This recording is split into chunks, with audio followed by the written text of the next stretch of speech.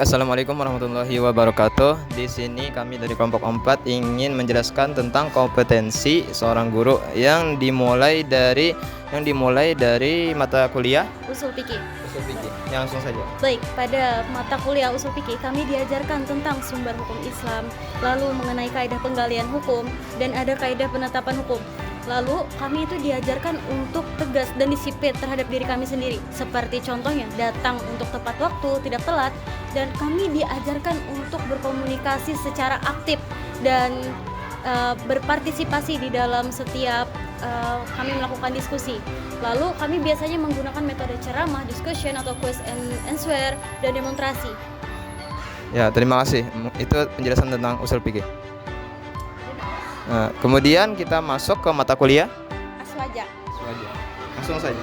Nah, jadi di mata kuliah Aswaja ini beliau tuh pertama-tama menjelaskan semua materi beliau menggunakan PPT. Ketika sudah beliau menjelaskan semua materi beliau menggunakan PPT, kemudian beliau membentuk kelompok seperti makalah-makalah kita biasanya, dan majunya tuh pun secara acak sesuai pilihan beliau. Ketika sudah mempresentasikan, kemudian kita masuki tanya jawab, dan tanya jawab itu pun beliau yang menentukan. Ketika sudah ditentukan itu langsung dijawab. Ketika semua itu sudah selesai, maka kita masuki ujian semester atau tema semester, itu beliau menggunakan metode secara lisan. Nah, mungkin itu saja, terima kasih.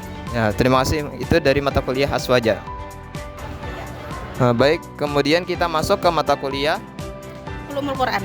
Ulumul Quran. Langsung saja.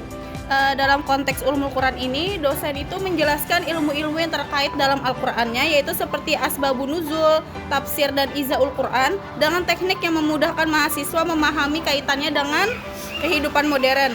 Terus tuh pendekatan sosial dalam ulumul Quran ini dapat mencakup kegiatan yang seperti diskusi kelompok, pembacaan bersama, atau studi lapangan terkait penerapan Al-Quran dalam masyarakat.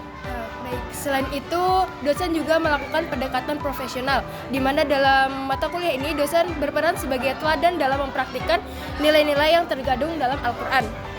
Selain itu juga dosen melakukan pendekatan kepribadian. Di sini dosen tidak hanya mengajarkan teori, tetapi juga memberikan inspirasi kepada mahasiswa untuk mengembangkan akhlak mulia sesuai dengan ajaran Al-Quran. Terima kasih. Itu dari mata kuliah Ulumul Quran. Ya, kemudian kita masuk ke mata kuliah Ilmu pendidikan. Ilmu Pendidikan. Jadi langsung saja.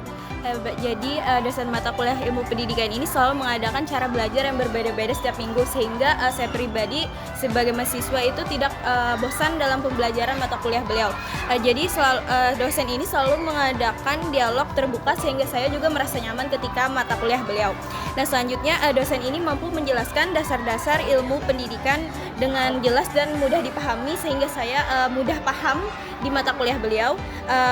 Terakhir itu beliau selalu datang tepat waktu, sehingga beliau selalu mengajarkan kami dari sifat kedisiplinan beliau.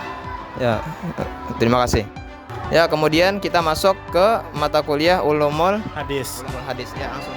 Dosen matkul Ulumul Hadis mengadakan diskusi kelompok. Dosen dialog terbuka dengan mahasiswa. Kemudian dosen mampu menjelaskan tentang suatu di hadis dari segi prodinya, sanad dan matannya. Tepat waktu penyebaran dalam menghadapi siswa berwibawa dan murah senyum. Oke? Ya, terima kasih. Mungkin itu penjelasan singkat dari kelompok kami, kelompok 4. Ya, saya tutup. Assalamualaikum warahmatullahi wabarakatuh.